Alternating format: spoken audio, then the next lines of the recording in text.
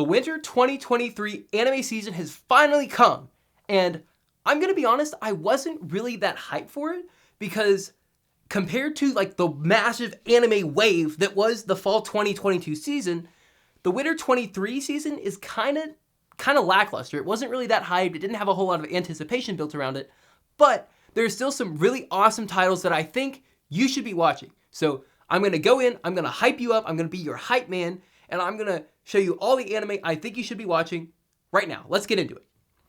So the first anime we have on our list is Revenger. And not Tokyo Revengers. That show is a bunch of baloney. Fuck Tokyo Revengers. Don't watch it.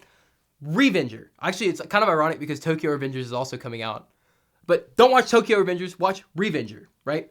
It's basically this period piece. It's like a samurai type of show set in like 1700s Japan. The English have come in with their little tray of like opium and they're trying to like peddle it to the Japanese. And the Japanese are like, oh no, none of this, right? But the English are like, take our opium and give us your fucking spices, because the English like spices, but they don't fucking use them in their cooking for some reason, right? And basically, the samurai guy, he's going around, in Japan as samurai do, and his daimyo tells the samurai, he's like, yo, look, go, I need you to like kill this dude, right? So the samurai goes and he kills the guy he's supposed to. Lo and behold, the daimyo tricked the samurai, because apparently that guy wasn't really supposed to be killed. So the daimyo puts out a hit on the samurai. He sends a bunch of hounds to go after the samurai. They throw the samurai in the river and they're like, oh, great stuff. The samurai's dead, right? Spoiler fucking alert, he didn't die. He survived the fall and he wakes up, and when he wakes up, he's like, I'm going to get revenge on my daimyo and I'm going to avenge a bunch of other people who have been like tricked, just like me, right? Pretty stereotypical like vengeance type of story, but it's really fucking well done. Like I said, I watched the show the other day. It looks like it's going to be a great period piece, very character driven. And it seems like it's going to be a good balance between like action and adventure and, a lot of like really heavy character focused stuff. There are a lot of very deep dialogue moments where the characters connected a bit. The threads of the overall show are really already starting to form even from the first episode. And the aesthetic is really, really nice. It's kind of like Avatar, if you've seen Avatar: The Last Airbender. Very similar types of, I guess, animation. Art is very similar, right? It just seems like it's going to be a good show all around. And if I had to guess, if I was a betting man, I think it's going to be the best anime of the season. You can stream it right now on Crunchyroll. Go out and check it out. Revenger. I hope you're ready for a bit of a cheeky genre change, because number 2 is going to go from the revenge epic to the, I guess, high school romance, touchy-feely type of shit, right? Number 2 is, of course, Kubo Won't Let Me Be Invisible, and you're probably like, what? Because you probably weren't expecting a big macho man like me to have a touchy-feely high school romance anime on my list, were you? Well, let me tell you, I first found out about Kubo last year. I read the manga for it. I read all the chapters in one day, and I was hooked.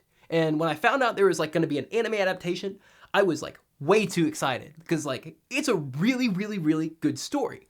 The premise is there's this guy, his name's Junta.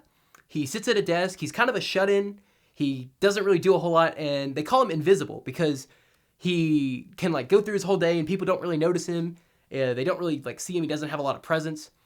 But all that changes when he starts sitting next to this chick named Kubo, right? She notices him. She starts like talking to him and whatever.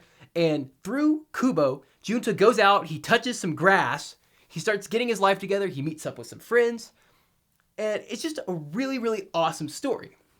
And on the surface, you might be like, oh, that's just, stereotypical high school anime stuff. You're right.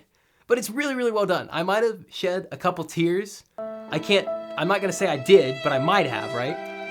And yeah, it's just a great show. You want to check it out? It comes out on Crunchyroll in a couple days. Well, I guess for you, it'll have come out in the past. For me, it's in the future. Time travel. This video is literally time travel, right? But yeah, just check it out. Kubo Won't Let Me Be Invisible on Crunchyroll.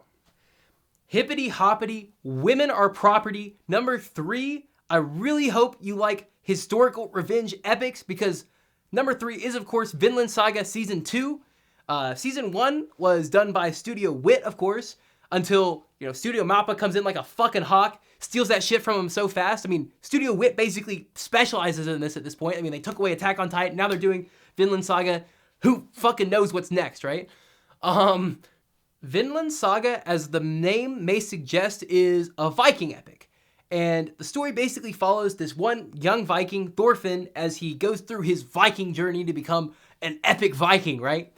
And I know I'm not doing it justice with that. It's a really good story. It's basically, what I think of it as is Game of Thrones if you cut out all the porn and all of like the fantasy bullshit and just focus on the feudalism and the story and all the cattiness and interactions between the characters. It's basically epic on that scale, at least. I mean, maybe a little bit less so, but that's kind of how I pictured it in my mind, right? I didn't watch season 1 for a long time because Amazon Prime kind of had it in Prime jail. You could only watch it if you were, on Amazon Prime, but it's since been released. It's on Netflix, and I think Crunchyroll now. Season 2 at least is coming out on Crunchyroll. Really good show. Check it out. It's going to be streaming on Crunchyroll. And yeah, season 1 was left on a huge cliffhanger. I can't wait to find out what's next. This is probably the hypest anime on the list, honestly. So if you want to keep up with your friends and really, follow along, this is the show to watch. Check it out. So next up, we have Trigun Stampede, which I'm going to be honest, I know very, very little about the Trigun series. Like, if you don't know, Trigun was originally a manga, and then it became a anime, and now Studio Orange is readapting it with I guess better graphics or whatever. But it's kind of legendary in the anime community. And I haven't seen it. I'm going to try to get into it with the Trigun Stampede. From what I saw from the first episode, it was absolutely freaking incredible. The aesthetics were amazing. It's kind of a space western-y show, so it's set way off in space. Very Cowboy Bebop-esque. And the fighter, the main character is really freaking cool. He rocks a bitchin' leather jacket and sunglasses. He beats the shit out of a couple people. I don't know, just immaculate vibes. I feel really good about the show. I've only seen one episode, and I can't really say too much about it, but it's definitely going to be one of the anime I'm following the most closely. I'm definitely going to give it at least 3-4 episodes to watch. Check out Trigun Stampede if you haven't. If you like Trigun, give it a watch. If you don't like Trigun, also give it a watch because I think it's going to be pretty epic. And Studio Orange is the same studio that did Beastars. Beastars is one of my favorite animes of all time. I'm not a furry, I swear, but Beastars is really freaking epic. They put some crack in that shit. I think they're going to put some crack in this show too, so I don't know. Just give it a check out. It's going to be on Crunchyroll. Trigun Stampede. Last but not least, we have Junji Ito Maniac. And basically what this is a collection of horror stories written by the mangaka Junji Ito, and it's coming out on Netflix later this month, I think on the 20th or 22nd or some date later this month, right? If you don't know Junji Ito, basically he's this immensely good mangaka. I would think of him as being the Stephen King of the manga world. And he's one of those mangaka you would almost say in the same breath of Kento Miura or Toei Inoue, the guy who did Vagabond, because his work is just so influential. His art style is so unique and compelling. He's really one of the greats. And I think it's sad that none of his work has really been adapted very well into the anime format. I hope that this is going to change it. I guess Junji Ito Maniac. It's a collection of some of his best works adapted for anime, and we'll just see where it goes, because I don't really think in the anime world there's a huge push or love for horror, really. And I think it's sad because there's a lot of manga out there that's really spooky, but just not a lot of anime. So maybe if this is profitable and it's good, it'll really sort of push that industry to become a lot better. And if you haven't watched anything by Junji Ito or read anything by Junji Ito, this is definitely a great way to get your foot in the door if you're a little averse to manga or you are uncomfortable reading a manga. Definitely give this one a check out because I think it's going to be phenomenal. So that's all I got for you today. I know there's a lot of other stuff coming out this winter season. If there's a big one you think I missed or whatever, let me know down in the comments below, and make sure you like and subscribe this video if you enjoyed it or you just like my cute face and you want to see more of me because it helps me grow and all that jazz. And I will see you gamers next week. Thank you so much for watching. Bye-bye.